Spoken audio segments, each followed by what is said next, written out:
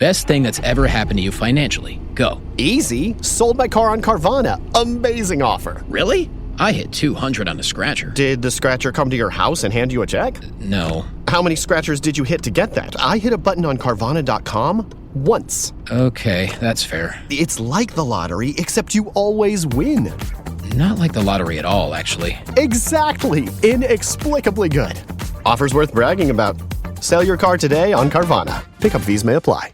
The 2-week pay period, invented in 1938 and still making us wait until daily pay, where everyone can access their money on demand. This is the future of pay. Learn more at dailypay.com. Transfer fee may apply. The ultimate cookout starts with the ultimate ingredients. At Whole Foods Market, no antibiotics ever burgers and kebabs are prepped and ready to throw on the grill. Fire up a juicy ribeye. Grab creamy potato salad and savory flatbreads from the prepared foods department and round it all out with 365 brand condiments, chips, and dips at everyday low prices. Whole Foods Market. Make your summer sizzle. Do you play Dungeons & Dragons? Baldur's Gate? Board games? Card games? Video games? We do too. Hello, halflings! We are 3 Black Halflings, a laid-back podcast about diversity in D&D, games, and pop culture. From kickbacks about current events in the media we love, to interviews with some of the biggest names in the space. High-quality actual plays from D&D to Daggerheart. Join us in the Shire over at 3 Black Halflings, available wherever you listen to podcasts. The comments made by Amin Elhassan are made by him and him himself and nobody else, and not indicative of Basketball Illuminati, Tom Haberstroh, Anthony Mays, or any guest incorporated. We're approaching the United States 250th anniversary, or birthday, you could say. I don't like when we give inanimate objects or entities birthdays. You don't like birthdays, period. I don't like birthdays, period, yes. You think there's too many birthdays already. Too much birthdays. This is an anniversary. The reason why I bring this up is because there was another special anniversary that happened this week, a 1-year anniversary, actually, guys. Do you know what that is? June 29th, 2025. What happened on that day? No, what happened on that day? Malik Beasley, federal investigation is opened the day before free agency. You remember last year? Yes, I do. They made a big splash because they wanted all eyes on them, the DOJ did. Detroit remembers. Malik Beasley remembers. He's 24 hours away from signing. 42 million reasons why Malik Beasley remembers. That was the reported contract that they had agreed to, essentially. The pen was coming down to sign that new deal, and then all of a sudden that new deal ended up in the shredder. Whoopsies. The federal investigation happens. Came in with the So a year later, when the feds actually bring charges to Malik Beasley on the 1-year anniversary, literally to the day, if you go to ESPN.com NBA right now and you look at the biggest headlines, none of them are the government has charged Malik Beasley as well as another NBA player, Ed Davis, along with a few other individuals in this scheme, possibly fixing games and money laundering. Tangentially related to the Terry Rozier investigation. It's not even there. I feel like people don't even realize that happened because the free agency cycle this time around buried it. Buried it. It did the opposite. Last year, it buried the free agency cycle. This year, the free agency cycle buried the story. But it's funny, Tom, because if you remember, one of the things that happened last year was the statement that, Malik Beasley's been cleared. And we, on our show and on Pop Culture Finds Out, we actually did the digging. It was like, well, no, he's still a person of interest within the investigation of the federal government. And the NBA has basically not said anything. Well, I did some more digging in recent weeks leading up to free agency, and people are looking for shooting. It's like, is he eligible? And the answer I got back from my backroom sources was, he's not eligible. But were he to sign, then that would trigger some sort of clearance protocol. And then we get this news that he's been indicted. I'm guessing that clearance protocol would not clear him. What's the most surprising part to you guys about this indictment? Well, we have a new player, Ed Davis, who's brought into these charges. Ed Davis, a new player, but who is not in this in his capacity as a player. He's a guy who was the middleman. Yes. Between the betting guys, the guys who were trying to profit off of this information, inside information. Ed Davis in the report was like Edward Davis. And I was like, wait a minute. I know that guy. I think he went to UNC and had a solid NBA career with the Blazers, with the Minnesota Timberwolves, which is where he got to know Malik Beasley. They were teammates. They actually started over Anthony Edwards, the former number 1 overall pick, Anthony Edwards, his rookie season. Yeah, that's huge news. And I feel like Terry Rozier, Chauncey Billups, Malik Beasley, Ed Davis, Damon Jones, all being wrapped up in this. Yeah. You would have thought that the NBA would be not shutting down. But if I told you that 4 former NBA players are involved in some way in some allegations regarding inside information or fixing prop bets, it feels like it would have been a much bigger deal. And yet here's free agency and it's completely buried it. But I don't want anyone to say that this isn't a big deal. It is a big deal. It's a huge deal. And by the way, we haven't even mentioned one of the more salacious connections. And again, I only mention it to give context to who this person is, not to insinuate that there's anything else untoward. But one of the people named as a defendant in the court documents is Ernesto Plasencia, a.k.a. Ernie, or Ernie P. And you say, well, I've never heard of him. You shouldn't have. He's not famous, but he's really good friends with a famous guy known within NBA circles to be a close friend and confidant of Jimmy Butler. And so the web continues to grow, and I'm not trying to implicate anyone other than who's named as a defendant. But inevitably, as this web grows, it touches more people. Even if you're not involved, you don't want to be affiliated or associated with any of this. This is the scarlet letter. Again, we're talking about the integrity of the game and manipulating the result in order to gain an advantage in a gambling environment. That's something that I think anyone would want to distance themselves considerably from. And Ernesto seems to be connected to Ed Davis. The Minnesota connection. And Ed Davis, in alleged text messages published by the document. The indictment, from the government. Ed Davis taught Malik Beasley about Snapchat. Yes. This is so good. He wants to talk to him about some shit on there. You can't do it here, said Malik Beasley. Better to talk on there, said Ed Davis. We can make some good money. Mm. And then there's also other text messages between Ernesto Plasencia and Willow Brown talking about Malik Beasley getting a rebound with 1.1 second left. And now the internet has done their homework. And there's 2 different games. One where Malik Beasley is trying to get rebounds, and one where Malik Beasley is trying not to get rebounds. And his playing style is quite noticeably different. Well, the one was in the last second that they were texting about, like, oh my God, he did it, he got it. He pushed away Pat Connaughton and he snagged the rebound. And if you watch the clip, Malik is holding the ball, Tim Duncan style, hunched over, hugging the basketball. 1.1 second left on the clock. In order to clinch the over on his rebounds. He needed 4 to go on the over. I think it was 3.5, and he got his 4th rebound.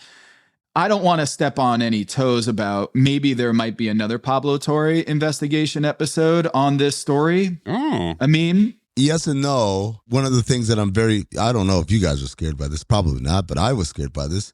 In the documents, they list the defendants, right? All by name and, where they live. And then they've got the relevant parties like the NBA and the betting companies. And then they've got a section called Other Relevant Individuals. Lines 10 and 11, co-conspirator number 2 and co-conspirator number 3. An individual whose identity is known to the grand jury was a resident of Arizona. And I'm like, wait a second, hold on. Wait. Because I haven't gotten a call yet from Pablo. Like, hey, we're probably going to do this Beasley follow-up. I haven't got anything. Wait a second. Wait, what? He's going to find out about you? Look, man. I thought I cleaned my tracks. Are you Moose, actually? Hold on. Amin, talk to me in Snapchat real quick. What's that?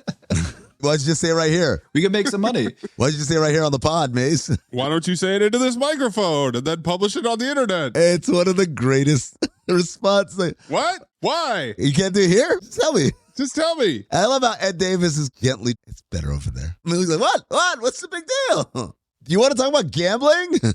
But the Snapchat thing really stuck with Malik Beasley because then he kept using it as his preferred social media, even referring to his Snap fam after the news broke last year. So I'm guessing because we have these messages, they didn't in fact use Snapchat anymore. Well, they did, but they still texted outside of it. Okay, I'm thinking about the conversation before the February 27th game against the Charlotte Hornets, where Ernesto Plasencia asked defendant Ed Davis when Beasley would be next fixing his performance. Davis responded, quote, "Whenever I say, just going to chill tonight, but after that, it's go time." Shortly thereafter, Plasencia relayed his conversation with Davis to Willow Brown, adding that, quote, "It's better for it not to be on TV for us." Brown responded, "I agree with that." Like, there's no subterfuge in any of that. When's the next time you're going to fix a game? Whenever I tell him to. Well, imagine the Snapchat messages. I know. Throw games.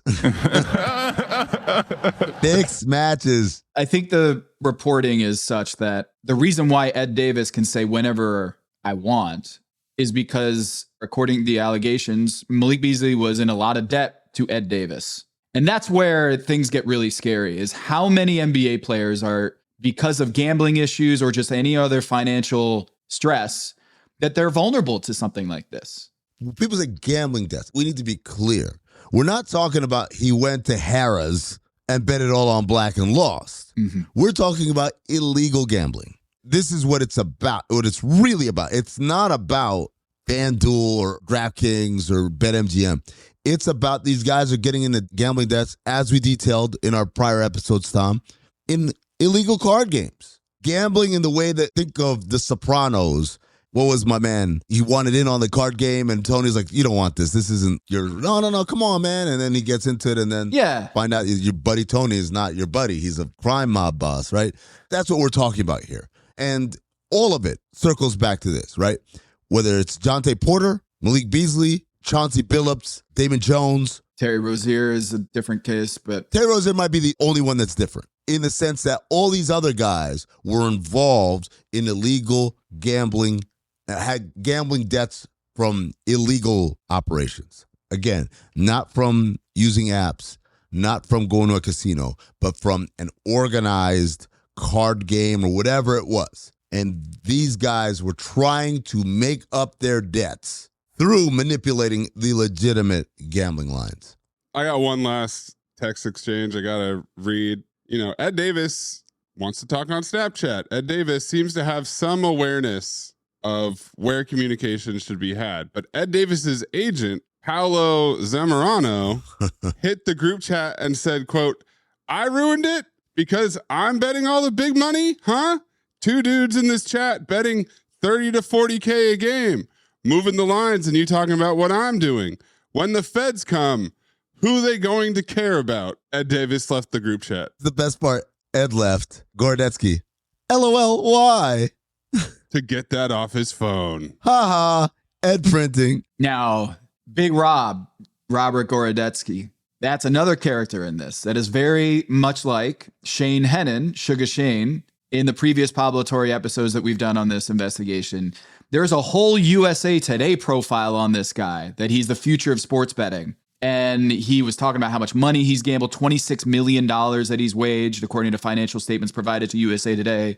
He claims, again, this is in USA Today, a story from a few years ago, that he played in poker games with Shelley Sterling in LA and played with lots of celebrities, including Russell Westbrook. And Russell Westbrook, he has a foundation. He does poker games in Vegas. It's out there that Russell Westbrook likes to play poker, and so do NBA players at various foundations. But like you mentioned, Amin, the web continues to grow and grow. Gorodetsky also seemed to be an associate of Damon Jones. At one point, Damon Jones was the Summer League coach while this guy was placing bets on games, on Summer League games.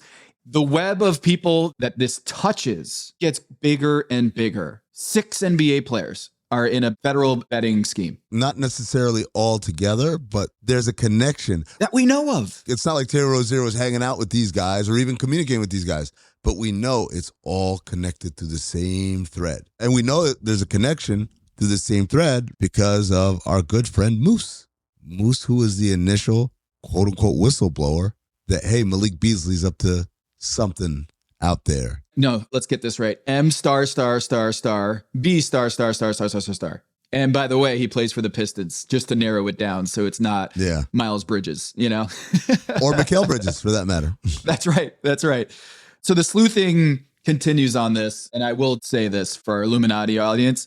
Moose is back. What? He went dark, remember, after I had that phone conversation with him, deactivated his Twitter account. Yeah, you drove him off the internet, Tom. You bully. He left the group chat. He's back online. And not only is he online, do you guys remember, you know, his cousin? They're big fans of what team? Knicks. The Knicks. Knicks, baby. The Knicks go to the NBA Finals. They win the NBA Finals. You know who was there at the NBA Finals? I was. Well, then you might have been in the same building with Moose, because he was at the NBA Finals to watch the New York Knicks. What? In person. Resident of Arizona. Wow. Co-conspirator number 2.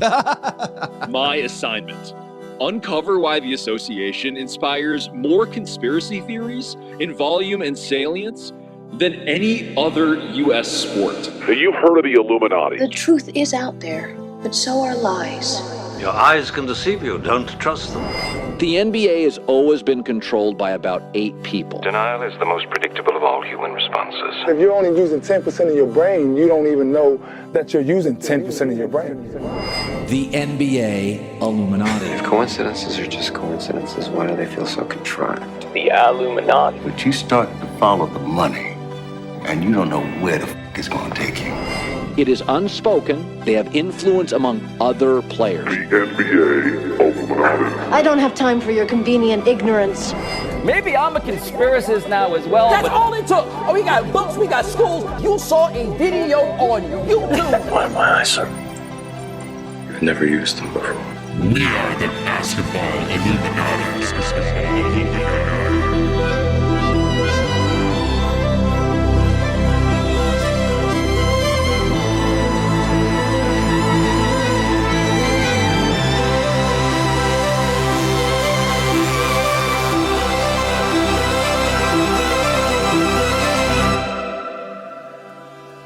This is Basketball Illuminati. I am Dr. Tom Haberstroh, and as always, joined by the Pulitzer Prize winning podcaster Amin Elhassan and Anthony Mays. What's up, Illumination? Thank you for keeping your third eye open. As always, you can support us at patreon.com/countthedings. That'll get you ad-free episodes and help us continue to produce the show. Also, check out our YouTube page at Basketball Illuminati. You can watch our Truth Teller interviews and Do You Believe episodes there.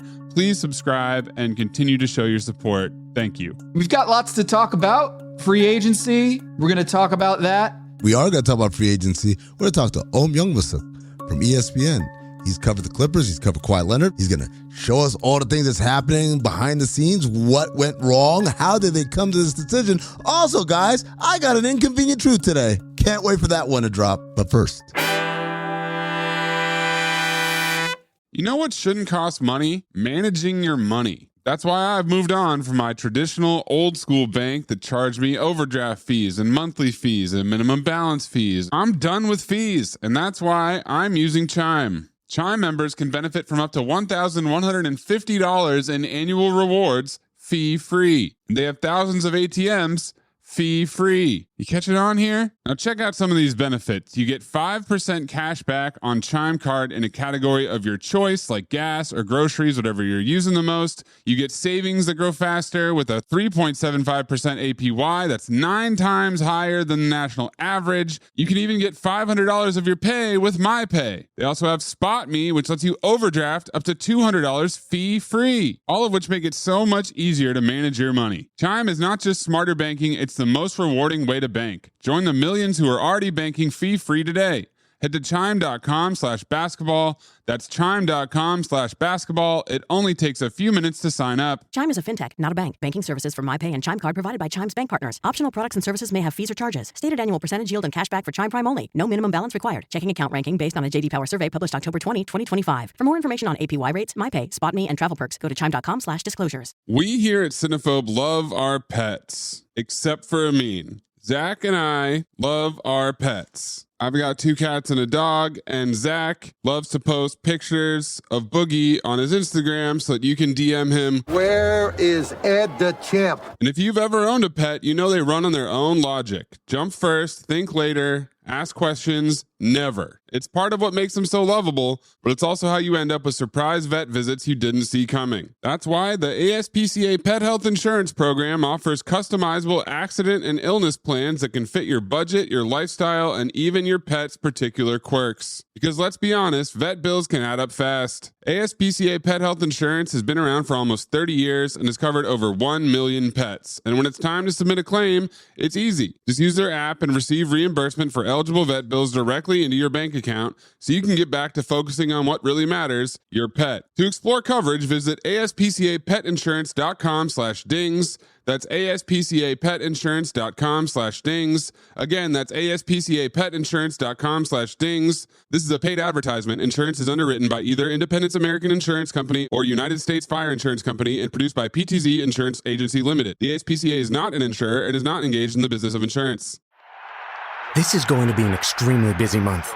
I have to watch 104 soccer games, follow the pregame, the postgame, yell useless opinions at the TV. It's a lot. So I knew that when it comes to screening for colon cancer, the choice was clear. The Cologuard Plus test. It can be used at home and can only take 15 minutes, so I can do it during halftime and not miss any action. If you are 45 or older and at average risk, ask your healthcare provider about screening for colon cancer with the Cologuard test. You can also request a prescription at Cologuard.com.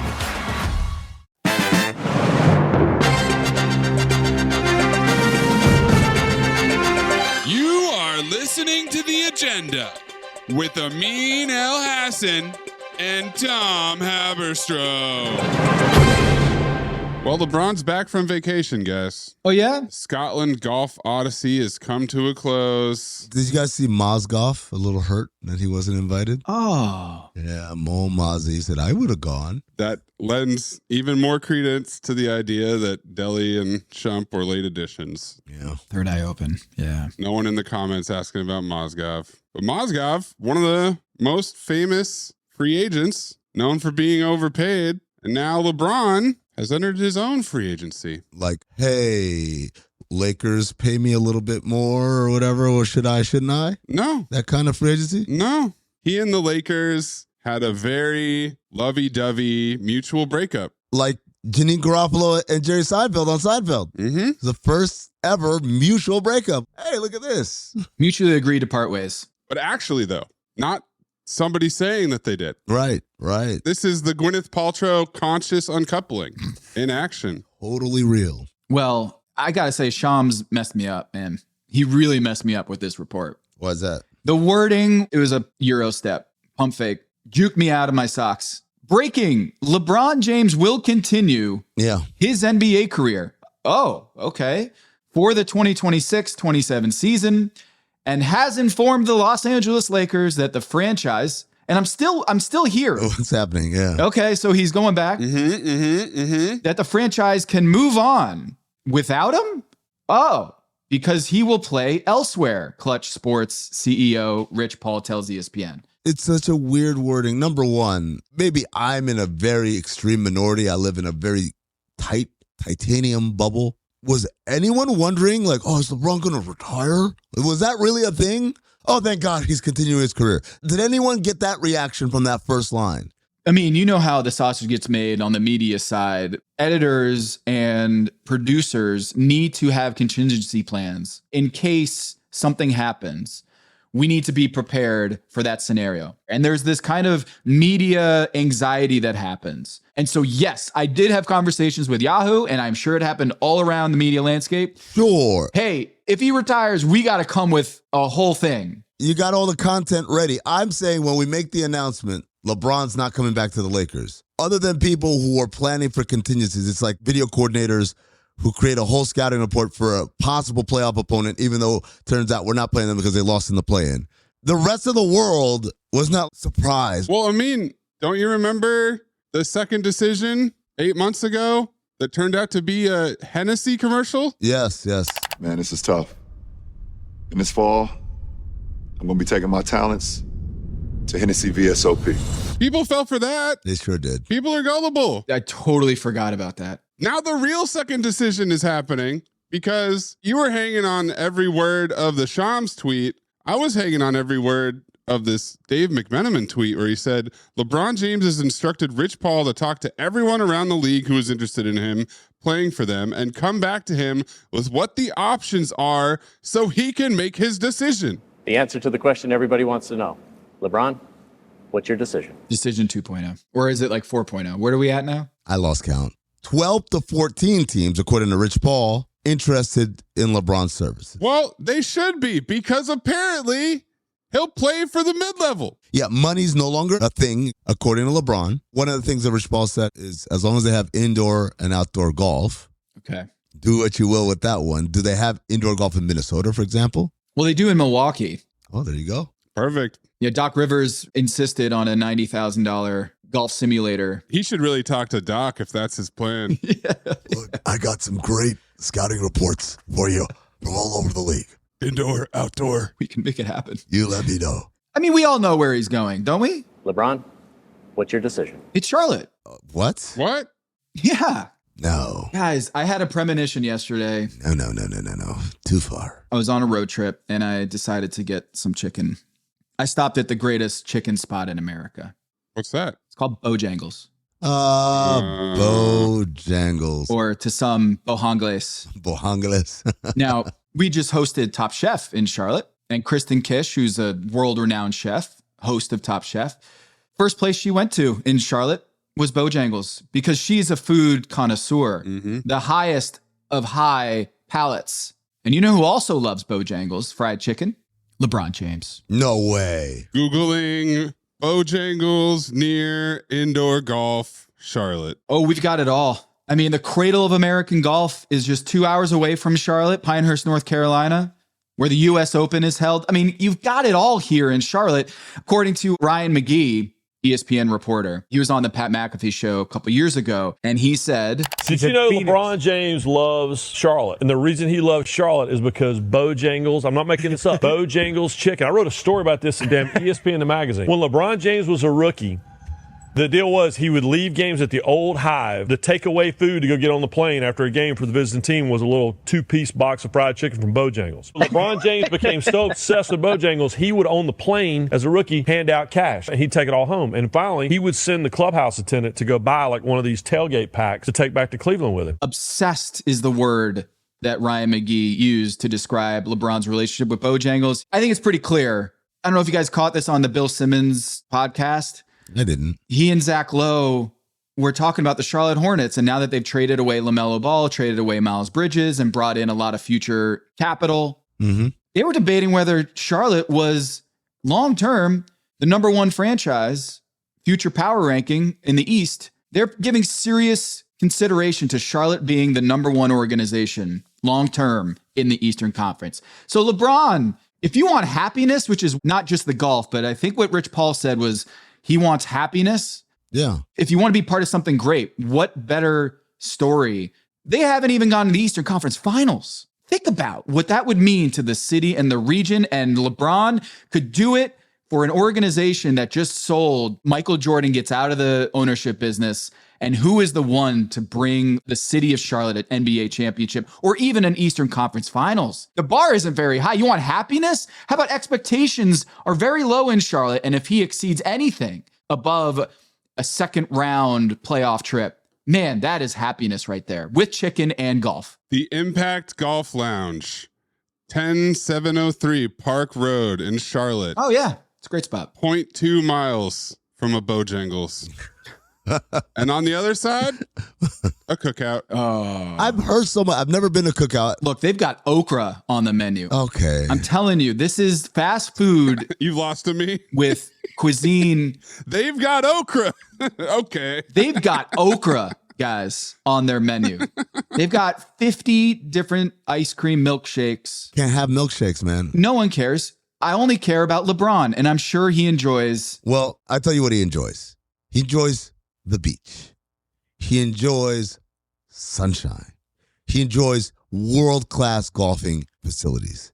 He enjoys success. He enjoys familiarity. LeBron, what's your decision? He finds all of those things in the friendly confines of 601 Biscayne Boulevard.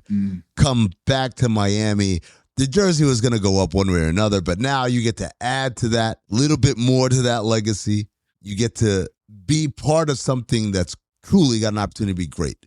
Bam and Giannis. And here's the crazy part. People say, well, he doesn't want to be third fiddle again. We already saw that in L.A. The problem was Luka's team, and then Austin Reeves is there. But those guys are great shooters and great ball handlers. So crucial situations, they've got the ball in their hands. So LeBron is forced to play a third role through 48 minutes of a game. What do we know about Giannis? What do we say about Giannis in Milwaukee at the height of his powers? Finals MVP and all that stuff. We say he's not a closer. Chris Middleton is the closer. Well, guess what? LeBron James gets to step into Miami and say, hey, Giannis, can you carry us for like 38 minutes? Yeah, do all the hard work, all the double teams, the triple teams, the abuse and getting hit on the head and all that stuff and forcing the way to the hole. And bam, you do all the defensive dirty stuff. And then at the end of the game, who's got the ball in his hands? It's hero time. Who they give it to? They give it to me, LeBron James. Now, you said it's hero time. But they traded Tyler Hero. Superhero time. How about that? Wow. Hero, G-Y-R-O? Giannis time? Yeah, there you go. It is Giannis time. Hero for a hero? You know you're Greek. Look at Tom is real proud right there. This is tugging at my heartstrings. Do they have heroes on the menu at Cookout? I bet you they don't. They got okra. Wait. Amin, are you saying that the temperature's rising in Miami on the LeBron rumors and maybe you would need to check that temperature with a heat index? Do you think I need to pack my bags and take my towns? Oh, got to move back. Tell your wife and kids, hey, guys. No more Bojangles for you. We're going to go back to that same condo on South Beach where Amin jumped into a hot tub with his phone in his pocket. Did you jump in the hot tub or I thought it was the pool? You're not jumping cannonball style into a hot tub, are you? No, I didn't jump. I think I eased myself into it. Either way, my phone was in my pocket and was destroyed as a result. You know, LeBron left Cleveland on bad terms. You know what he did? He went back, he mended the fences, and won a title there. And when he left, everybody was happy. So now he left Miami on bad terms. You know, LeBron's not a villain. He wants people to love him. Go back to Miami. Mend those fences. You mended them with Pat. Everyone knows. Pat said we'll leave a brand new shiny key under the mat for you. Goes back to Miami, is a part of something special again. And once again, everyone loves you. So let me get this straight. You want the Decision 2.0 to have the exact same ending. You don't even want them to come up with a new script. Everybody loves a reboot, man. And this fall, I'm going to take my talents to South Beach and join the Miami Heat. He is old enough to reboot his own career. 4 Hall of Fame careers, and he's working on a 5th. There's been 3 Spider-Men during LeBron's playing career. Why not have a second decision in Miami? No, that's boring. That's boring, guys. LeBron, what's your decision? He's got to come play with Steph Curry. Oh, in Charlotte, right? Oh, yeah, it's true. He's a Charlotte native. A reboot? Bring it back? He's got to train with Steph Curry in Charlotte and then go play for the Warriors. Oh. Golden State Warriors. The Expendables. The old men getting together for one last job. If Wemby is on the rise, who's the only star power that has taken down Wemby besides the New York Knicks? It's the Olympics. Steph and LeBron. It's Steph. A lot of Bay Area fans pissed off the world by tweeting about how good Steph was against Wemby during the Western Conference Finals and the NBA Finals. Steph Curry scored 95 points in back-to-back games against the Spurs. Bring LeBron up there. We've already got Draymond opting out with the Rich Paul clutch wink, wink, trying to make it a little easier to get it done. But then Kristaps Porzingis signed and maybe messed that up. But regardless, the old men getting together, Steph and LeBron, burying the hatchet, teammates, legends. What could be better than that? That's box office. No. Dude, you're wrong. Both of you two guys are like, hey, LeBron, you know what would be happiness? Something new and unknown. Yeah, you just go trust your whole career and your life in a weird new place with weird new people. It's an hour-long flight from your home and your family. You can, take the weekend off. Ronnie grew up here, guys. He grew up in Miami. Bryce, too. They grew up here. This is their home. What? This is insane. Spent 4 years there. Exactly. Those were formative years, man, for young Ronaldinho. Ronaldinho, by the way, guaranteed a Laker next year. Guaranteed contract. Yeah. Well, incredible. We buried the lead on this. I love LeBron's like, I'm 80%, 70%. And he got to 0%, coincidentally, the day after Bronny's full guarantee date. Yeah. Mwah, you can't get much better than that. That's good timing. That's good parenthood. Yeah. That's what that is. That's a dad that loves his son. Lock in that deal. Now, if you're the Lakers, he is a fairly low charge on your cap. Do you cut him? Ooh. Or... I thought it was a conscious uncoupling. Sure. You don't want to keep custody of the kid? This is the part where JJ Redick has to prove to us all that shit he said over the last 2 years about Bronny is true. Yeah. Right? If it's true, then he'll remain.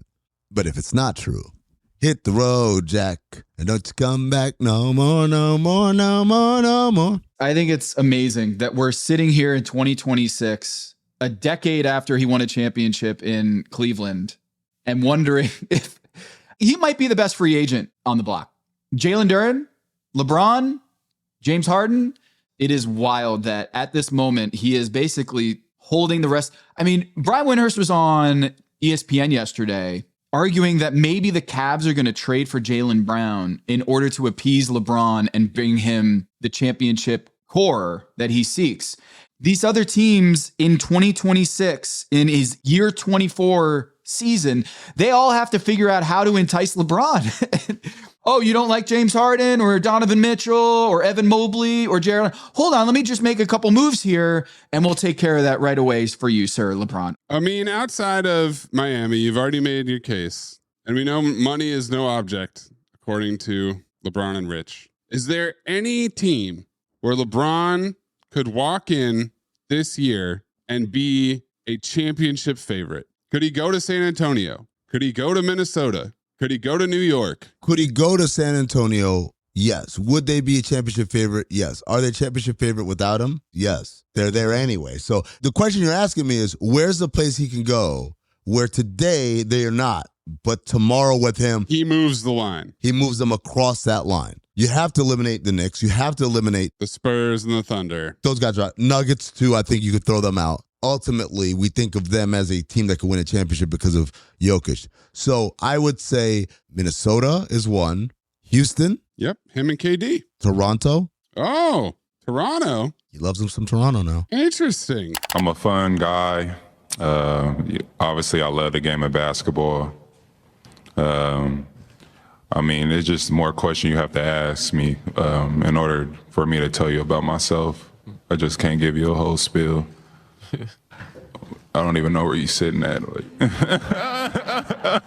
Kawhi going to Toronto is, I mean, the whole aspiration aspect of it. And according to Pablo Torre's reporting, I think it was Michael Grange who reported this, is that the outgoing owner of the Toronto Raptors is also the head of the governor's committee that is going to ultimately figure out what the penalty is against Steve Ballmer and the Clippers if they find that they made illegal cap circumvention activity. Open your third eye. So was the Kawhi Leonard trade kind of a wink, wink, nudge, nudge? The NBA won't hammer you as long as you trade Kawhi Leonard back to Toronto. That's an amazing, amazing wrinkle in this whole thing, is that the Toronto Raptors just traded for Kawhi Leonard while he's ostensibly under investigation with the league office. Owner of the Raptors is Larry Tannenbaum. Larry Tannenbaum making an aggressive play to acquire Kawhi Leonard may be indicative of his knowledge that whatever sanctions descend upon the Clippers and on Kawhi Leonard, the voiding of his contract will not be one of them. So that can give us the idea that the sanction will be draft picks, fining, further sanctioning of Uncle Dennis, and maybe suspension of key personnel. Now you say, what does that mean? It means the fall guy here is not going to be Kawhi, and it's not going to be Steve Ballmer. It's going to be Lawrence Frank. Oh my God, poor Lawrence Frank, suspended for a year, maybe even terminated. You guys see any Lawrence Frank news from earlier this year? Oh, he got a contract extension, didn't he? Oh, yes, right. Oh, wow, it's a great job. And even though the world is crumbling around us, hey, Lawrence, it's an extension. Get you some more guaranteed money on the books. The fall guy. The third eye needs to be open now more than ever on the league. They did a deal with NBA Europe where now they've come to a place where they're ready to announce the winners of these bids. And when did they announce this? In the middle of free agency. I love this quote from Mark Tatum on Tuesday. This will be the biggest influx of capital European basketball has ever seen. It's kind of like the cousin of one of my pet peeves is like, this iPhone is the most technologically advanced iPhone ever. Yeah. I want the one that we actually took a step back on the technology. Yeah. The largest influx of cash that European basketball has ever seen. I don't know if that's all that much of an achievement. $10 billion. $1 million. Could break even by their third season. Okay. Awesome. Any other NBA news that we should address here? We'll address it, but we're not going to address it in this usual casual conversation. Guys, it's time for another inconvenient truth. Oh, we haven't had one in a while. Yes. It takes time to connect the dots. I know that. But also, I know that there could be a day of reckoning when you wish you connected the dots more quick. What were we thinking? Why didn't we wake up when we had a chance? Move it! Demolish it! Blow it up! What gets us into trouble is not what we don't know. It's what we know for sure. That just ain't so. Amin's inconvenient truth. Communicate this real clearly. The only way I do it. City by city, person by person, family by family. There are a lot of people go straight from denial to despair. Without pausing on the intermediate step of actually doing something about the problem. Amin's inconvenient truth. You guys familiar with the old Emirates Cup, little in-season tournament, as it used to be called? We talk about reboots. It was Knicks Spurs before the actual NBA Finals was there you go. The Emirates Cup. Gave us a preview. We've been on a lovely journey here. I think it's been a success. Despite people wanting to hate on it, despite people wanting to talk down on it, it's been successful as far as an instrument to drive interest in the middle of the lowest interest points of our season, which is October, November, and December. It started as an IST, the in-season tournament, then became NBA Cup, then they sold the rights, now it's Emirates Cup, right? Every year grows, it gets a little bit more exciting. And this year, as we said, we had the final that previewed the actual NBA Finals. And around that time, in December, there were rumors and murmurs. Hey, they may not bring it back to Vegas next year. What if we did it at Cameron Indoor Stadium? And I said, that's the dumbest idea I've ever heard. Cameron Indoor Stadium, if you've never been, is a dump. Tom, have you ever been to Cameron? I have. That's why people love it. It's because it is a high school gym. It's a dump. We're here to make money. Luxury suites and clubs and bars, packing people into comfortable seats. That's what it's about. Not a dump. What makes Cameron fun is the Cameron crazies. They bring great energy. Guess what they bring energy to? Duke games. This isn't a Duke game. So I was like, this is the dumbest idea imaginable.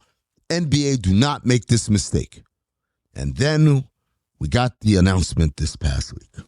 And someone in the league office said, Amin thought that was the dumbest idea. What if we took the NBA Cup from Las Vegas with all the entertainment options and the great weather in the wintertime and all that, and put it in fucking Indiana? Are you fucking kidding me? Really? I'm from Indiana. How many NBA players give a shit about Indiana as a place? Hey, Behan and Jeff Teague have a word. There you go. Indianapolis native, sure. And people who play for the Pacers, sure. Maybe OG Anunoby because he went to IU, sure. But the vast majority of NBA players have zero connection. Sorry, nobody gives a fuck about Hoosiers. Nobody gives a fuck about this state and its proud basketball tradition or any of that shit. You're telling people, and more importantly, you're telling fans to travel to Indianapolis in the middle of the wintertime. Like we didn't just do that 2 years ago, and the streets were shut down because of snow everywhere. And they didn't have Ubers. I mean, Gainbridge Fieldhouse, it's a great venue for NBA All-Star. That's not where we're talking. Gainbridge Fieldhouse, I will say, beautiful facility. Going there for the finals, not bad at all. Actually, I didn't mind it. Going there in the middle of the winter for the NBA All-Star game was living hell. And now you're sending me there in the middle of winter, but not to Gainbridge, not to this beautiful artifice. Send me to Hinkle Fieldhouse. Hinkle Fieldhouse. You know what I think about when I hear Hinkle? Ray Finkel? Ray Finkel. Yes, thank you. I think Finkel, Einhorn, Finkel, Einhorn, Finkel, Einhorn. That's what I think of when I hear Hinkle. Or Sam Hinkie. The second thing I think of is Sam Hinkie. And then a distant third, I seem to remember like Gordon Hayward and Sheldon Knack and Brad Stevens. Do they have home? We're going to where Butler plays? Mm-hmm. It's historic. It's iconic. Whose idea is this? Is it Brad Stevens' idea? I just don't understand why this is so easy for other sports and why it's so hard for us. Why does the NFL get this right? Imagine the NFL said, hey, the Super Bowl, we're doing it all in these warm cities, but the Pro Bowl, we're going to put that in Alaska this year. They know that's not what you do. We seem to make these same mistakes over and over again. You picked a shitty small market and not even the nice building, the dump in that market. But when I say, hey, you want to do the draft in Detroit? Ew, no, the draft has to be in New York City all the time. Why can't we get it? Why are we so bad at this? It boggles my mind and it boils my blood. And guys, I have been a staunch supporter of the NBA Cup, the Emirates Cup, the IST, whatever you want to call it. Been to every single one. No mas. What? Someone has to make a stand. Someone has to stand up and say, you will not continue to abuse us with your terrible logistical decisions, NBA. You want to do it there? Fine. Have at it. Be merry. I'm not going to be there. I don't know, Tom. I don't know if we can call this an inconvenient truth. It sounds more like Amin's inconvenienced truth. Yes, it is. Amin saying, I refuse to go to Indianapolis. I'm not going. As if he is taking a stand. He is. No, he's not. He's taking a stand. He's not going. I defy you to find a voice out there in the national media who has been more positive and complimentary and supportive of the NBA Cup. It doesn't exist. And I'm not a broadcast partner. I'm not doing this because, ESPN told me I got to do this. Or Amazon, it's on Prime now. Guys, we have to talk it up. This is on our network. I'm not doing any of that. I am an independent, not bought at all, man. Number one, unabashed. And I argue people. I tell them, no, this isn't for you. It's for the 8-year-old who's going to watch Jalen Brunson raise that trophy. And 10 years or 12 years from now, he's going to be like, I want that. Jalen Brunson's the first person with the double, right? The NBA Cup and the Larry O'Brien. Soon there will be someone with the treble, where you got the NBA Cup, the best regular season record, and the Larry O'Brien. Or the treble is going to be NBA Cup MVP, All-Star MVP, Finals MVP in the same year. That's going to be a thing that people will gun for one day. They don't do it now, it's fine. But they will. I've always been super supportive, super positive about this thing. Me, one of the most critical persons, I'll criticize everything. I find the flaws in everything. I've been like, no, this thing is good. This thing is real. But they did this to me, you're dead to me. You're dead to me. You bring it back to a real city, we can talk. This episode is brought to you by Accenture. When your advertising operations fall out of sync, everything else follows. Spotify and Accenture are working together to reinvent the rhythm of ad sales, using automation, analytics, and smarter workflows to simplify campaign delivery and access better data across the business. The result? Less time spent on operations, more time connecting brands with the moments and fandoms that matter most. Learn more at accenture.com/Spotify. You all think I'm late. Well, I'm not late. And I'm going to stay right here and fight for this lost cause, even if this room gets filled with lies like these. And the Taylors and all their armies come marching into this place. Somebody will listen to me. There's no better way to overpower a trickle of doubt than with a flood of naked truth. But the complexity and the gray lie not in the truth, but what you do with the truth once you have it. What is true and right is true and right for all. You and I both know that that's just not the truth. You can't handle the truth. Too messy. Keeps them up nights. I'm here because in the end, the truth is worth the risk.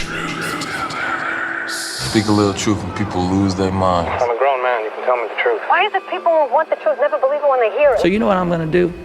I'm going to do something really outrageous. I'm going to tell the truth. I just watched England sing Wonderwall after winning the World Cup match. It's a great karaoke song, by the way. Yeah. So what would your pick be for if America wins on Wednesday night?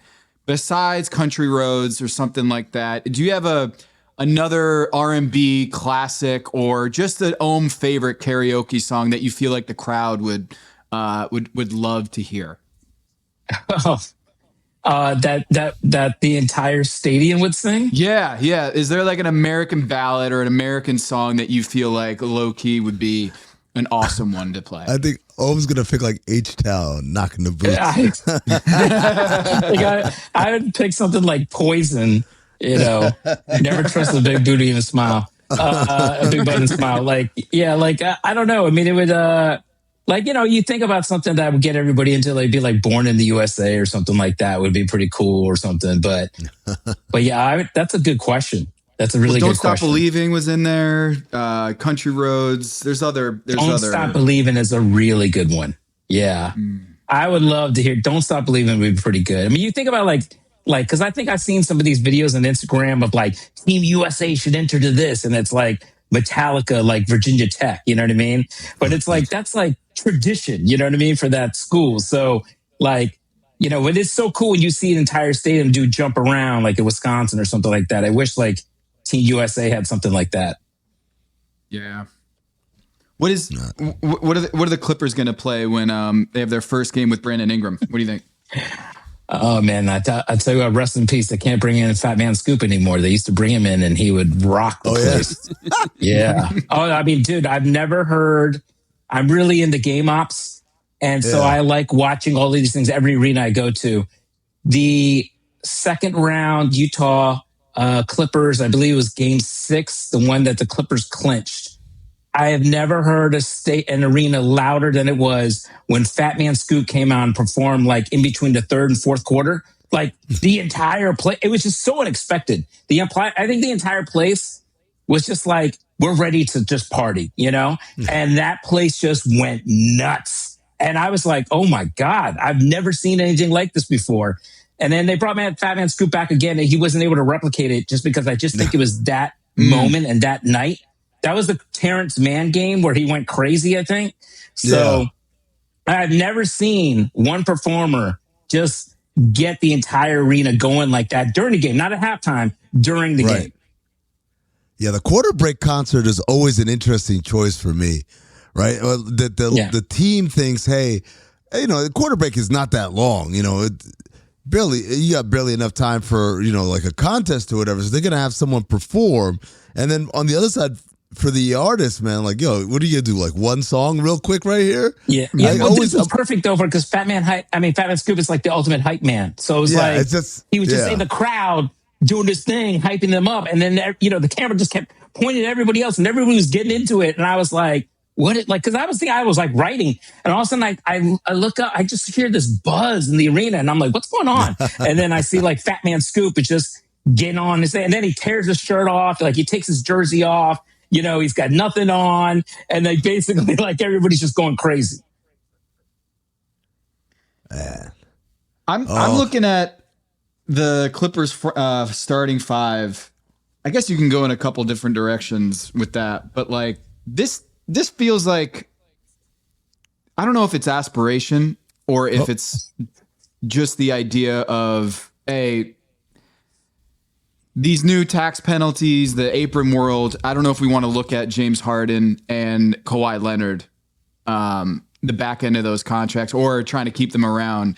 When did you start thinking that maybe the Clippers were going to go the youth movement and not continue the James Harden Kawhi era? Well, remember last year they went into the season deciding to put together the oldest team in the NBA. I think they thought hey, we lost to the Denver Nuggets and Nikola Jokic in 7 games. We needed more basketball IQ, more veterans, guys that have been there, have more experience. And so they went out and got, Bradley Beal, Chris Paul. It was just a total disaster. They started off the season 6-21. Beal got hurt. Chris Paul dismissed in the middle of the night in Atlanta, sent home. And it was just it just looked like it was going nowhere. And I remember seeing Ty Lue in the hallway in Atlanta. And Ty Lue was just he always says to me, don't you worry about me, Ohm. I'll be fine. Don't you worry. We're going to turn this around. And to his credit, they did. But, James Harden wanting out was kind of the first domino, basically. I think that had they had their way, they would have brought James Harden back, and then kept this thing where I think they would have wanted these guys back, but at a contract they were comfortable with for years and amount of money, and still be able to keep their flexibility going. But in a way, I think this was kind of like, a blessing in disguise for the Clippers, because when Harden wanted out, just to go to Cleveland, Harden didn't have any hard feelings with the Clippers. I think he just saw a better opportunity. It kind of gave the Clippers a chance to pivot, to just really go and get younger and get more assets, replenish, the cabinet for draft picks, because they get Darius Garland. Then they trade Zoo, which they kind of really didn't want to do, but it was an offer they couldn't refuse. They get that first round pick. They get Benedict Mathurin. They get 2 first round picks. One of them turns into Keaton Vogler, the fifth overall pick. And now I think that they kind of like started to pivot a little bit. They said the plan was still to win with Kawhi. That's what Lawrence Frank said. He reiterated that the night after they picked Keaton Vogler 5th. And even said, like, we talked to Kawhi, we're in constant communication. Even, Vogler's the type of guy that he likes, a long, athletic guy who has length and potential, can play multiple positions. But, I don't think they wanted to invest a ton of money into Kawhi. And I think if you've seen Kawhi throughout his entire career, his MO is very much to have financial security long term.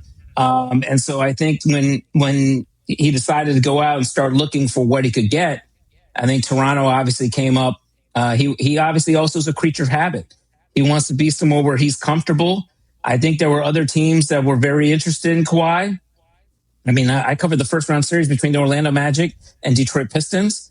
And I'm telling you, numerous times during that series, I was looking onto the floor thinking Kawhi Leonard would be perfect for these Detroit Pistons. The perfect piece to fit in. They just needed another go-to guy besides Cunningham to just kind of like get a bucket when they needed it. And Kawhi Leonard, and then also be able to defend. And Kawhi Leonard would have been perfect. And somebody in the clutch. And so, obviously he wasn't going to give Detroit or other teams, I think as my colleague Shams Sharani reported, that type of assurance that he was signing an extension. Really was just going to be Toronto and maybe he would consider San Antonio, which San Antonio didn't really have that type of interest. So once it became Toronto, I think the Clippers just decided, let's get the best package we could, and credit to Lawrence Frank and that office to get 2 unprotected first round picks. I think another pick swap, 2 second round picks. I mean, they made, I don't know how much they really wanted. Yeah, I don't know how much they really wanted Brandon Ingram. But I think they were, the more attractive quality to them was the draft assets and flexibility. And they've always had this eye on not only this summer, but the next summer to create cap flexibility so that they can pounce if a star who wants out of their team would want to go somewhere else. Clippers feel that they can pitch Los Angeles, the Intuit Dome, Steve Ballmer, all of these things. And so they're going to just look to see, like, I don't know, down the road, if someone like Anthony Edwards isn't happy in Minneapolis and is thinking about someplace else, the Clippers want to be ready to be able to pounce on something like that. Well, I want to go back to what you said, which is draft night. They draft Wagler, and Lawrence Frank is talking about, wow, this is the kind of guy that Kawhi would like to play with. That feels like a very sharp turnaround from, yeah, we're not trading him. Even at the trade deadline, remember Zubac and Harden both were traded ahead of the trade deadline. There was an opportunity to shop. There was a rumor that the Warriors were interested. People I talked to said the Warriors were interested, but the feeling was the Clippers weren't serious about trading Kawhi. They just wanted to mess with the Warriors' heads. And so it feels a very abrupt, like, on second thought, yeah, let's move him. And they had to have known he wanted to get paid. They had to have known that I mean, that couldn't, like you said, we all know what Kawhi's kind of MO has been. In the same way that, I said the same thing about the Heat a year ago. It's like, you know what, Jimmy's acting up. There's only one reason. It's because he wants a new deal and he wants to get paid, and you guys don't want to do that. And so once you realize that's not something we're going to commit to, I guess what was the reticence to aggressively seek a deal? Yeah, it's a great question. Because I I think like even when he was asked about Vogler and how did Kawhi think, it was a very specific question from someone like, hey, have you talked to Kawhi? Was he on board with this pick type of thing? You know, and I think like when I look back on it, I'm sure probably Lawrence Frank, when he said, hey, the plan is still to win with Kawhi on draft night, that probably was, you know, something to make sure like, hey, we don't have to look like we want to trade Kawhi Leonard. We obviously want the best package back. Maybe it was a little posturing, things like that. I think probably it came down to the Clippers having a certain idea of whether, if they were going to extend Kawhi Leonard, what that price would have been. Or maybe they just said, we're not going past next year and that's it. And then that's when Kawhi was like, look, I'm just going to go out and shop and see what I can get. And then they obviously got an incredible deal for themselves to return back to Toronto. So that's probably, I think, maybe what happened. It sounds like things changed a little bit at some point. With Golden State, there's a little history with Golden State and the Clippers. I mean, Balmer and Joe Lacob, I think, are always keeping an eye on each other. And so I think, they had this thing, I think a couple years ago where the Warriors looked into Paul George. And this was the summer that the Clippers were going to let Paul George walk. And so everybody was like, why would you not get something back for Paul George, And I think the Clippers were annoyed that the Warriors just thought, why don't you just take, some of these guys. They didn't want to trade Kuminga.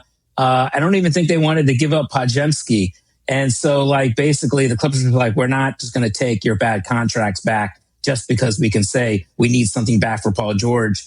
And they let Paul George walk. I mean, that was really kind of the first step of all of this kind of massive pivot for the Clippers. They've always been a team that they felt like, look, the second apron, they felt was kind of designed for them and really kind of the Golden State Warriors, right? That they just weren't the NBA was like, we're not going to let Steve Ballmer just basically spend and get whoever he wants and doesn't care about the luxury tax. And so the Clippers really have been since then just being like, we want to avoid the second apron at all costs.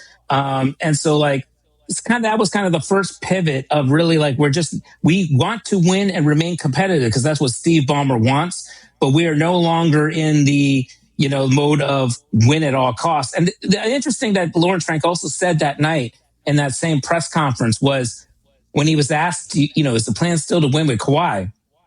He said, yes, but we also know we are no longer a contender. We still want to be competitive. How do we get back to becoming a contender? And that to me was and he goes, and we're exploring all those options. Somebody was asked, well, what is it? What is the way to get that? And he goes, I don't know. He said, we have 3 or 4 different paths that we're exploring. And so I think at that point, obviously they already knew or were looking into what would happen if they shop Kawhi. And the thing, or let Kawhi look around too. The thing is, Kawhi's value was never going to be any higher at this stage. He just turned, I think, 35. He was coming off a season where he averaged a career high 27.9 points or whatever it was, efficient as ever. He was healthy. He did play 65 games. And that, I think I looked this up. He's never played 70 games for the Clippers in any of his seasons. It was something like 67 and 65 were his highest. So it was never going to be higher than it was now. And so credit for the Clippers to get what they want. Are they done yet? I think they're going to look around and see what else could happen probably. But they also have these now younger pieces that can go into next season, try to develop these guys, grow, and still remain competitive and have flexibility that if another star wants out or whatever, perhaps they can pounce. You said Kawhi wanted to go to Toronto because it was somewhere that he would be comfortable. And that seems kind of like a shock to me. Obviously, he's been there before, so there's familiarity. But when he got traded to Toronto, I'm pretty sure he said, they traded me to Canada. And then Fred VanVleet recounted that he said, I don't know why they traded for me. I don't want to be here. I'm not staying here. So how has absence made the heart grow fonder? Why is it a comfortable place now? Well, I think that was before you're saying before he got traded to Toronto from San Antonio, right? And then obviously he won a championship there. The country, I think, loves Kawhi because of what Kawhi did and was able to deliver it there. Yes, he did leave. He could have had the chance to stay. Who knows what would have happened if he did? That would have been a very good team. But he obviously wanted to come home to Los Angeles. Obviously, he does not, he grew up outside of Los Angeles, about an hour away. But this is home for him. He also has a home in San Diego, so he was like helicoptering back and forth, I think, that first season in LA. But this is a place that he loves, Southern California. And so I think if he can't live here, he now looks at the other two places that he's been to that he's familiar with, San Antonio and Toronto.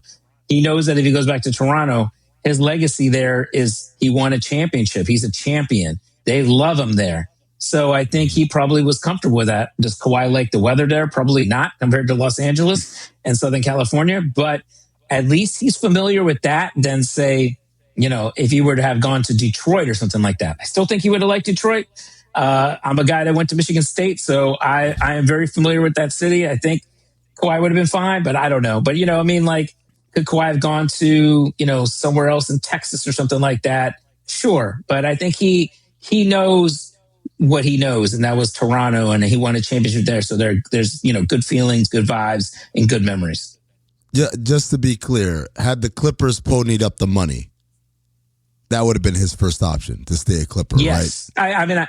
I think so. Look, he took a pay cut the last time he did the extension. He did a 3-year, $150 million extension or something, 153, I think. It was like 50 plus million per year. He could have got more than that. That was like January before Paul George walked. Remember, Paul George wanted the same amount. It's like, just give me the same amount. I'm coming back. Right. And they wouldn't go that route. They basically offered him a little bit less. And he didn't, Paul George was offended.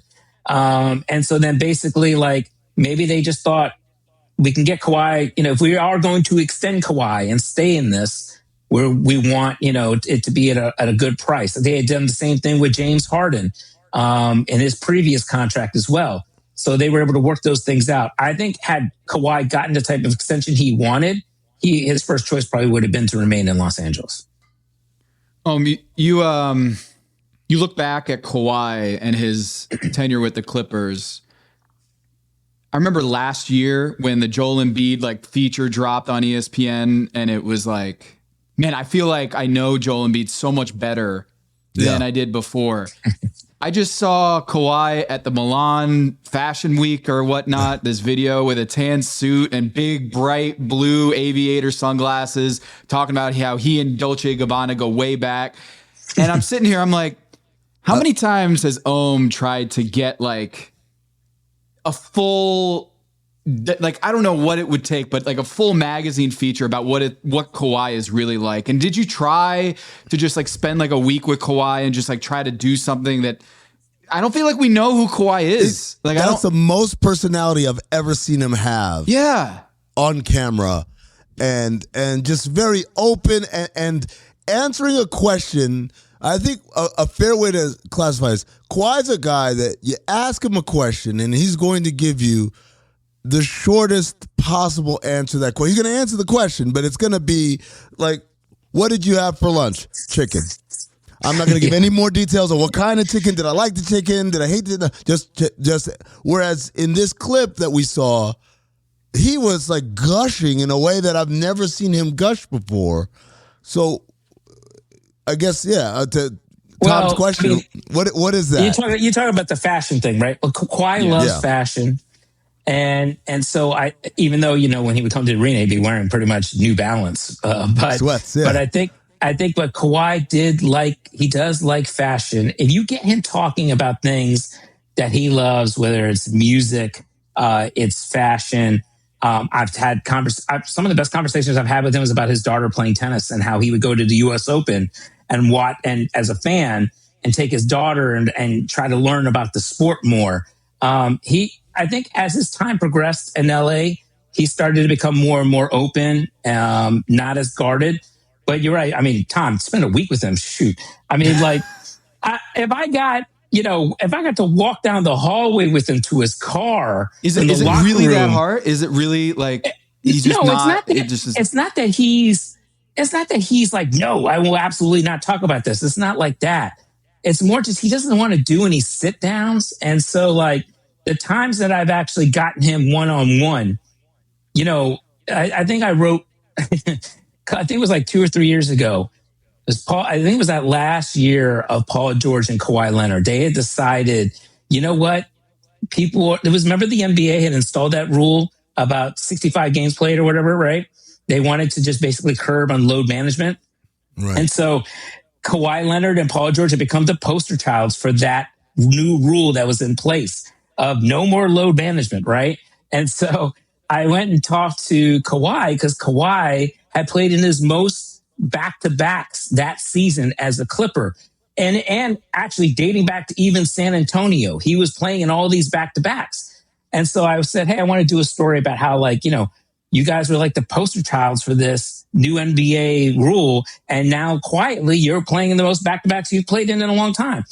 And Kawhi took it like literally. He was like, what? The NBA, like, you know, has made me the like, I'm on the cover of like magazines or a poster for this new rule.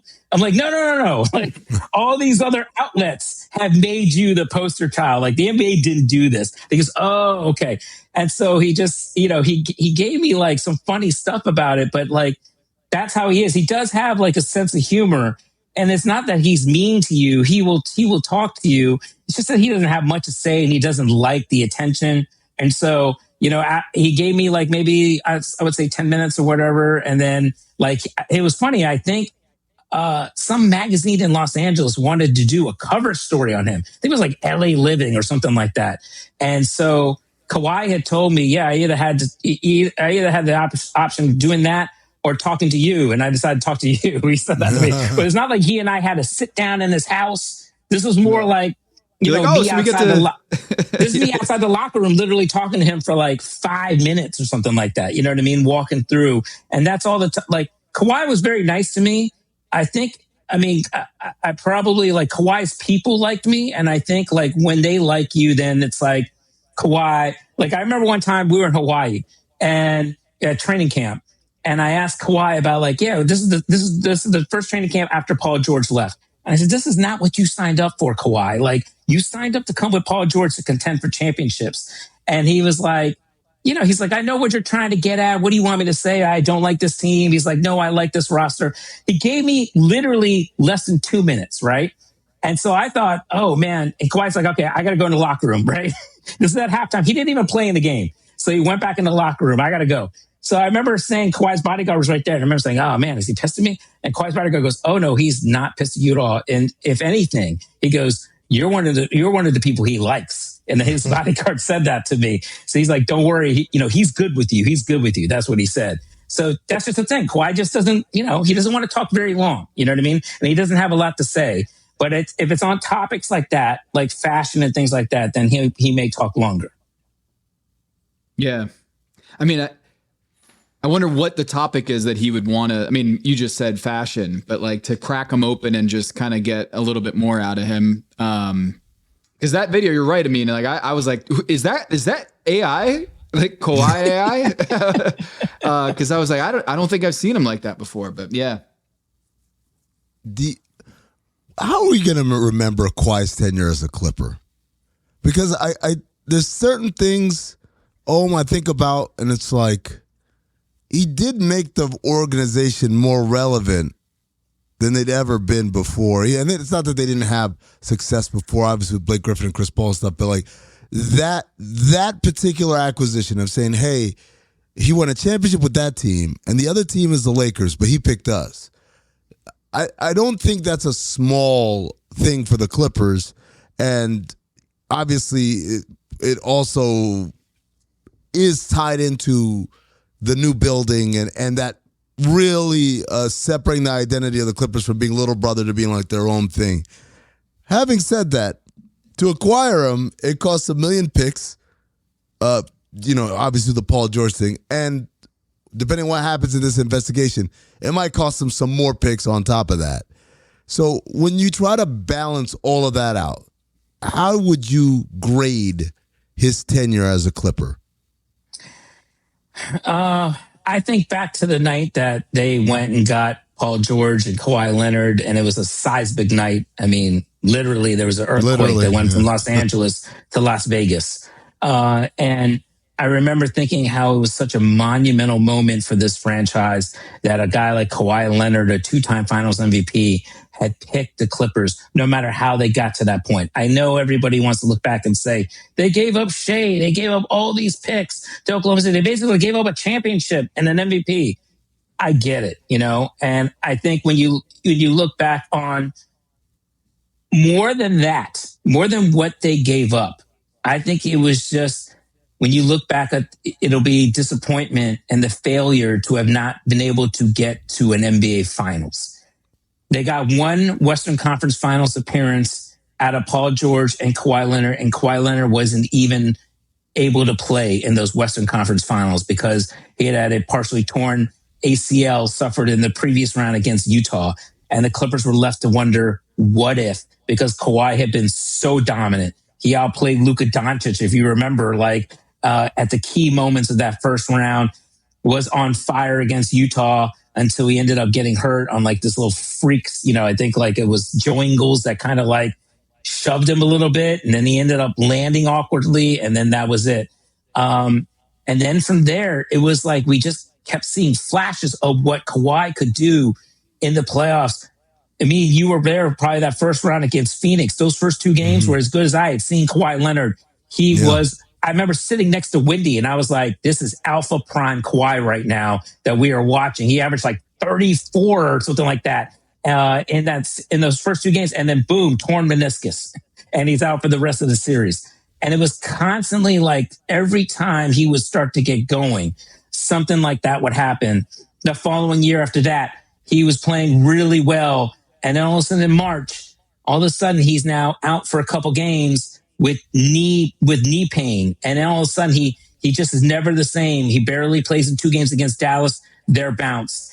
That was the thing. You just never got to see Kawhi Leonard at his best healthy. Same thing for Paul George. And when you think about Steve Ballmer, the day he introduced him, how excited he was. He could barely contain his enthusiasm.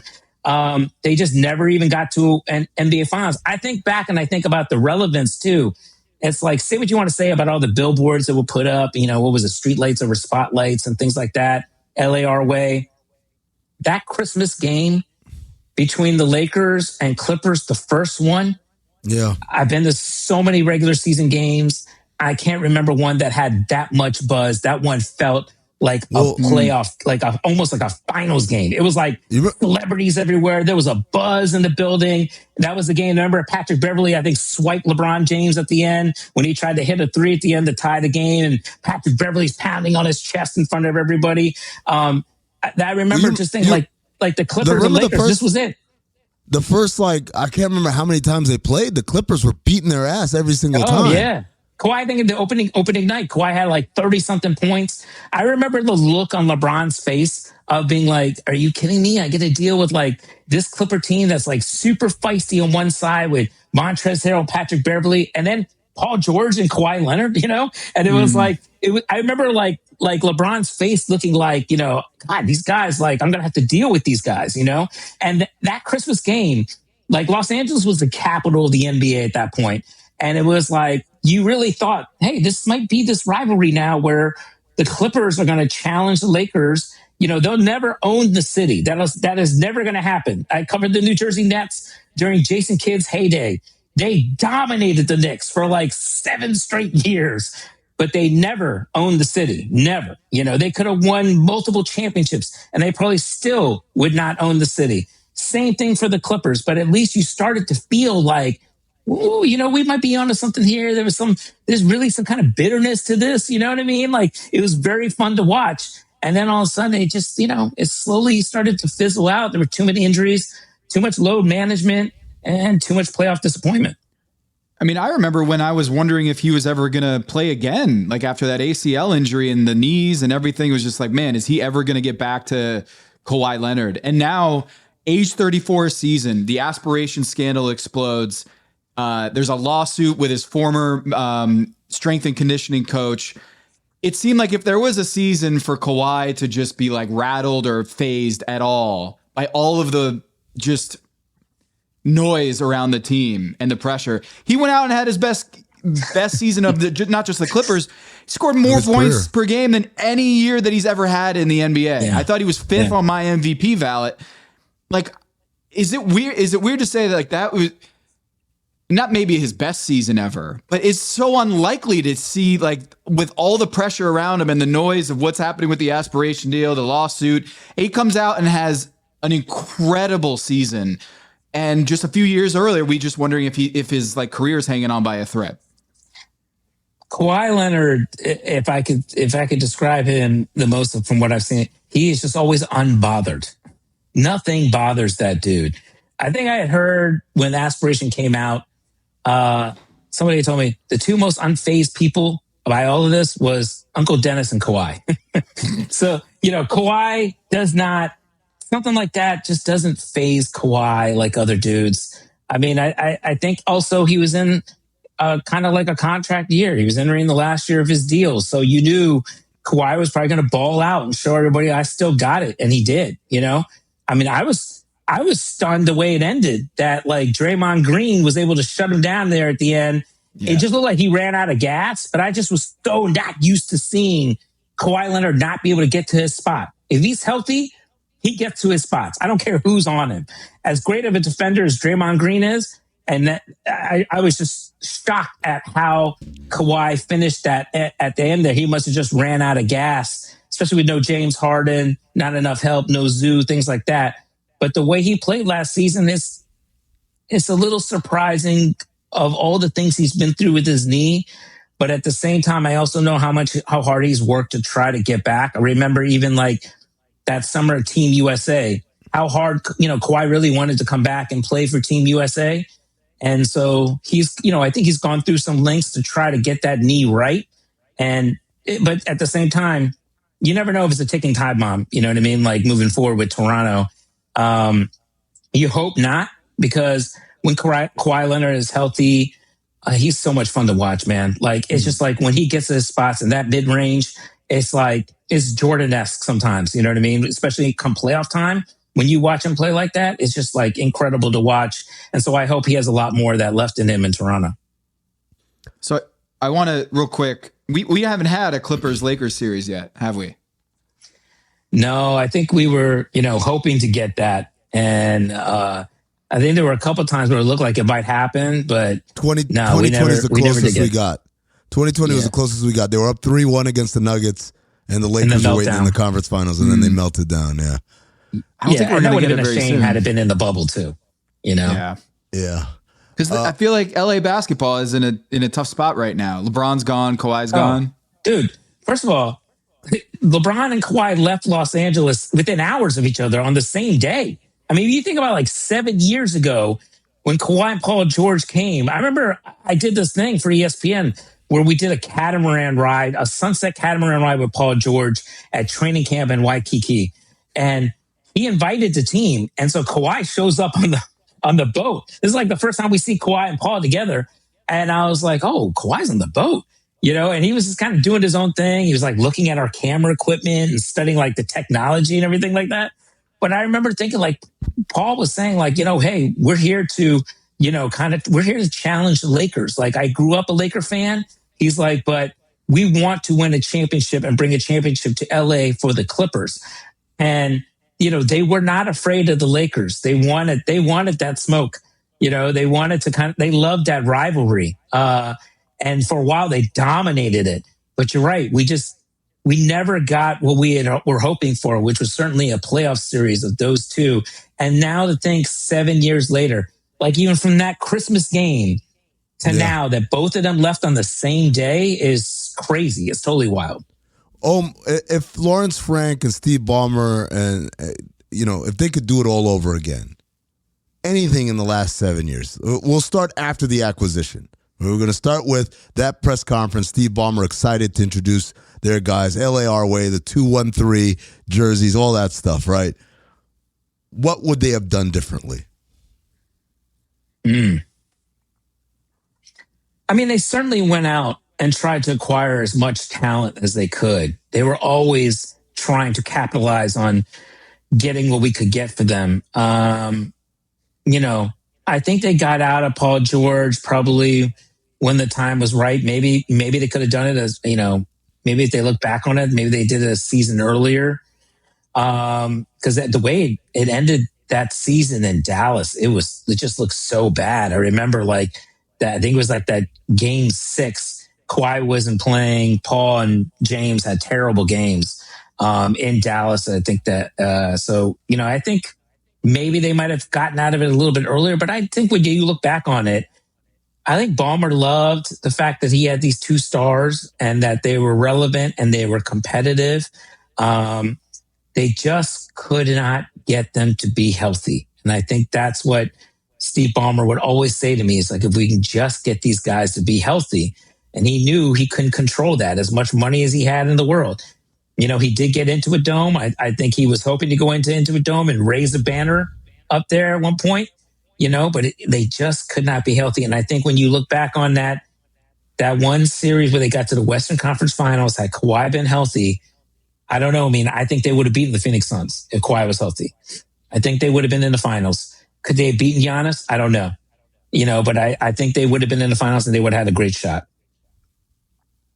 Just doing the tally right now. The Lakers played Houston twice, OKC, Minnesota, Denver 3 times, Memphis, Golden State, Phoenix, Portland, Miami. 1, 2, 3, 4, 5, 6, 7, 8, 9.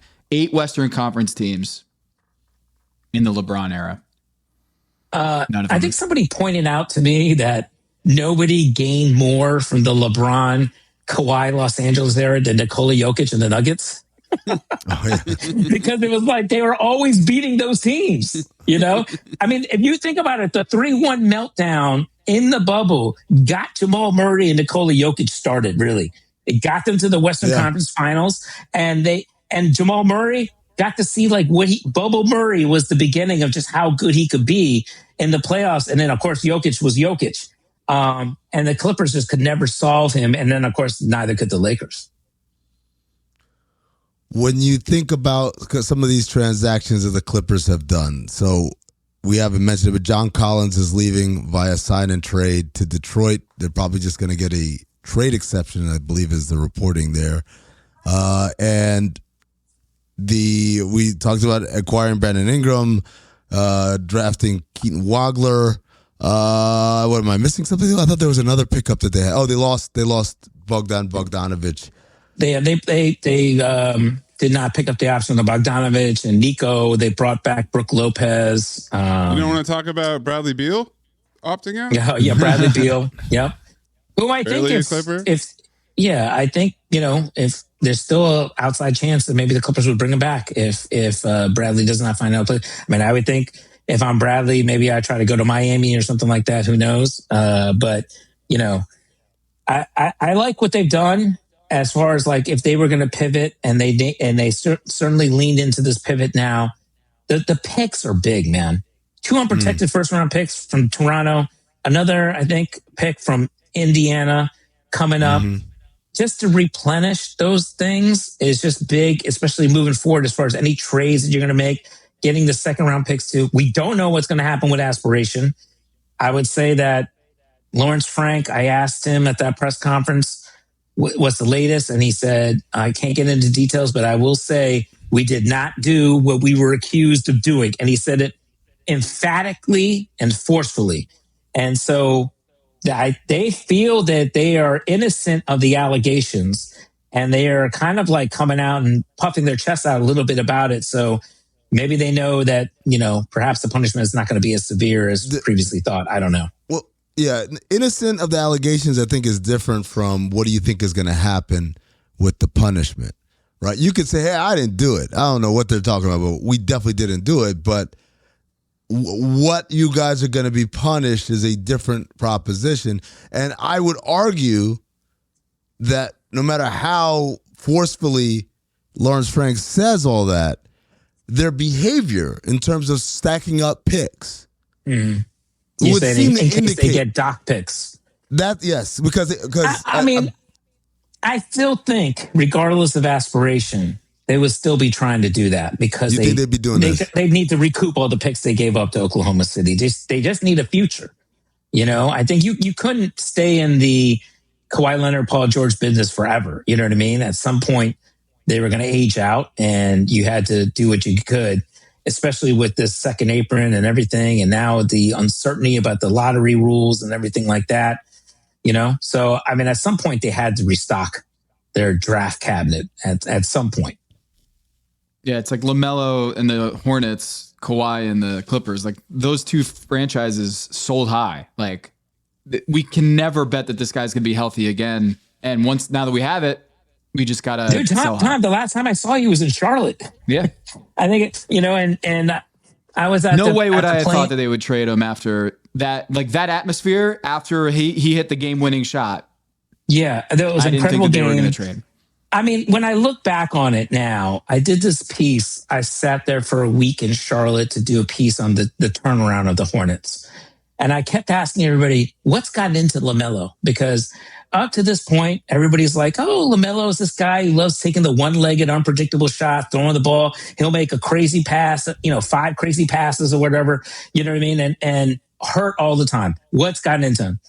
And I remember Jeff Peterson told me, he was like, look, at some point at this age, you start to learn how to become a better leader. And that means showing up on time, taking your film work seriously, getting in the weight room, eating the right foods. He was saying all of these things that I was like, he was like, he's just doing those better now. And I was thinking like, okay, so and I remember Kemba Walker telling me, I love when I go into the locker room now pregame and I see LaMelo on the iPad preparing and looking at film for the point guard he's about to defend.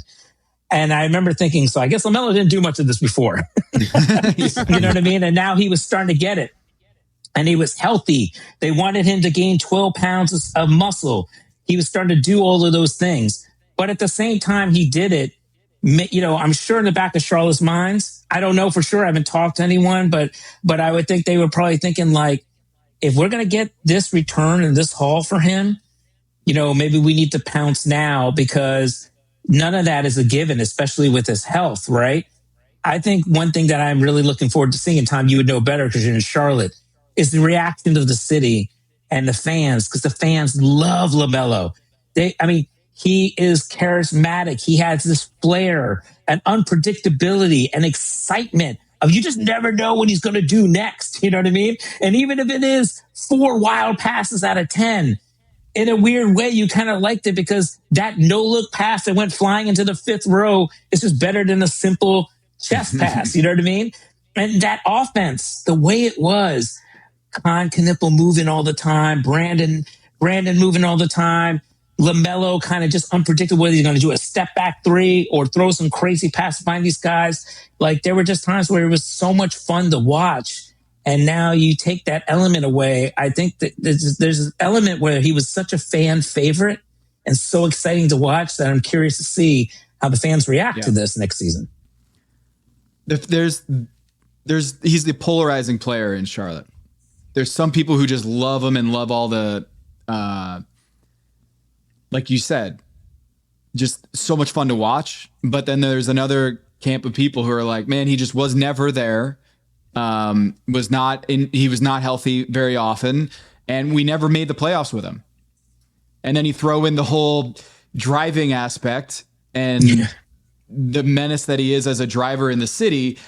There's just stuff around LaMelo that I think if they had won a series, if they had made the playoffs this year, it would have been a different story. But there are certainly people in town that probably aren't going to watch nearly as much Charlotte Hornets next year. And then there's a lot of people who are really excited about Brandon Miller, Con, and we'll see what happens with Naz Reid. I mean, I think he's going to be great in that offense, but is it going to be as fun as it was last year? I mean, like, is Kobe White is great for them. Is he going to be the starting point guard that they need to keep this offense revving? Dude, they were number 1 in offense since like January 1st. You know what I mean? Yeah. 5th in defense. That team was humming up until about like the last like 2 weeks of the season. And I get it. They needed more veteran experience. They needed a little more punch. You know what I mean? Like, obviously, if they had been in a playoff series, I think I had one coach tell me entering the playoffs, like, oh, we play I remember one coach telling me, Charlotte is a wild card, man. They're unpredictable. You just don't know what will happen against them in a first round series. Where another coach was just like, nah, man, I think I'd take Charlotte just because I think we could handle them with their unpredictability, with their lack of experience, unpredictability, things like that. But to come that close and kind of show that turnaround of what they did from January 1st on, I give Charlotte's front office a lot of credit because I think 90% of the front office would say, let's see how this goes. Like, we don't want to break this up. We saw what we saw from January 1st. Let's keep it going, the momentum. But at the same time, maybe this was the only way they could keep Kobe White. You know what I mean? Maybe Kobe White also was going to try to go start somewhere else and wanted a starting job, and this was the way of them keeping him. If I ask you, obviously there's Jaylen Brown has been a huge topic of kind of rumor and conjecture ever since Giannis got traded. The Clippers have been one of those teams that's been named as a perhaps destination. What's your gut there? First of all, is there even interest? Is that just the internet working and trying to put two and two together, or is there actual interest? And if so, what are the chances that we see the Clippers get aggressive in that regard? I'm not 100%. I'm not really sure of their interest. I think we've seen reporting on both sides that the Clippers don't have interest and then the Clippers do it. I would typically say the Clippers tend to be interested if they can get a star quality type of player for, pennies on the dollar. A guy that they normally would not be in the running for, that they couldn't get, but then would become available and could get. Obviously, they don't want guys that come in with like serious baggage or anything like that. And I don't think Jaylen Brown doesn't have that, but I'm just saying more just like if they don't have to give up a lot and they can get somebody like that. But it also depends on who they think they can get down the road. If they think they're gunning for some superstar that they feel they have a shot at in free agency and they don't want to use up their cap space and things like that, then they will probably stick to that plan. But generally, I would say if there's a star available and they don't have to give up a ton for that guy, the Clippers probably would, take that chance is what I normally think. Phoenix Suns, they got rid of Grayson Allen in that Charlotte trade, and Royce O'Neal got Miles Bridges. How's your jumper looking these days? You talking about West Lansing? Spartans. You like to call it West Lansing. Spartans, loading up in Phoenix, and I'm wondering if how's your jumper looking?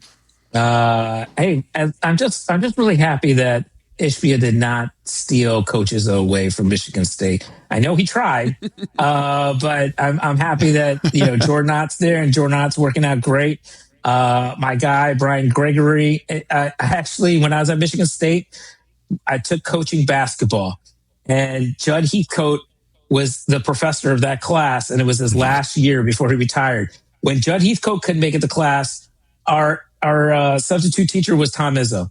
When Tom Izzo couldn't make it, then it was Brian Gregory, who now is the general manager of the Suns. So I've known BG for a long time. Yeah, it's pretty cool seeing what they're doing there, and they've done some great moves. I mean, I think Matt had to learn, what it took to. At first, I think he went chasing up the stars, and now it's all about let's develop this toughness and bring guys that we know. And I think Bridges will probably fit in great with there, and I'm sure he'll be happy too. So the jumper isn't feeling good, or no. Yeah, I mean, I'm waiting for them to go get Draymond eventually. So yeah, keep but your third eye open. It is crazy. Like Jamel and I talk about this all the time. We're like, yeah, when's Phoenix gonna try to hire us in the front office or something like that? You see all these news reports of all these people all around, former media people getting front office jobs. I figure the Michigan State connection down there could do something for you guys. Yeah, man. Not yet. I'm here, Matt. I'm here. All right. Ohm Youngmisuk, thank you so much, man. Always good to have you. This is your first time on the show, apparently. Let's do it again soon. Absolutely, man. I had a lot of fun. Thanks for having me, guys.